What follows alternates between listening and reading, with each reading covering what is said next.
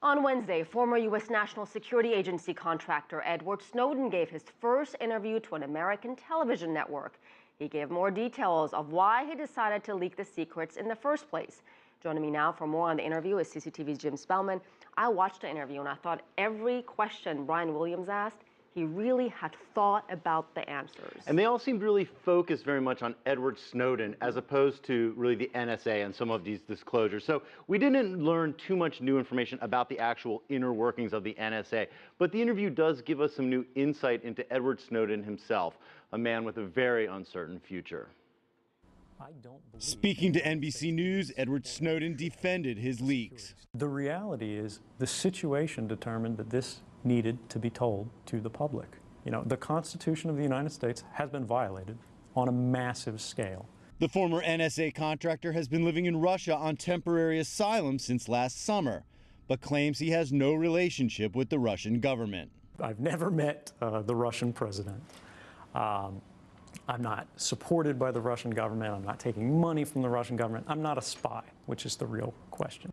Information leaked by Snowden revealed the existence of far-reaching NSA intelligence gathering programs in the U.S. and overseas, angering friends and rivals of the U.S., and according to some critics, giving terrorists and enemies valuable insight into American spycraft, leading many to ask, is Snowden a patriot or a traitor? Snowden doesn't hesitate to answer. Do you see yourself as a patriot? I do. While critics on both ends of the U.S. political spectrum reach the opposite conclusion. Edward Snowden is a traitor to our country. He's damaged our ability to keep Americans safe here and abroad. Edward Snowden is a coward, he is a traitor, and he has betrayed his country. Snowden faces espionage charges in the United States. It is unclear if he will be allowed to remain in Russia when his asylum runs out in August, but he says he would like to return to the U.S. Whether amnesty or clemency ever becomes a possibility is not for me to say. That's a debate for the public and the government to decide. But if I could go anywhere in the world, that place would be home. The U.S. Attorney General has said the U.S. might be open to a plea bargain, but not amnesty. The notion of clemency, a simple, no harm, no foul, I think that would be going too far.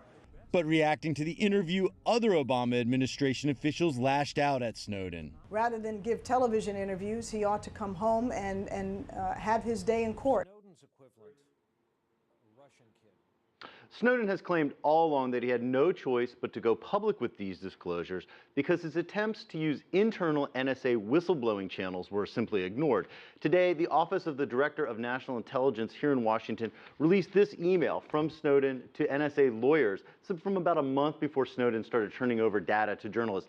In it, Snowden asked for some clarification about U.S. law, but it doesn't bring up any wrongdoing. Snowden has said he expressed his concerns to superiors over 10 times. This is the U.S. government pushing back, saying that an email like this is not the same as going through channels and bringing up a legitimate concern, Asier.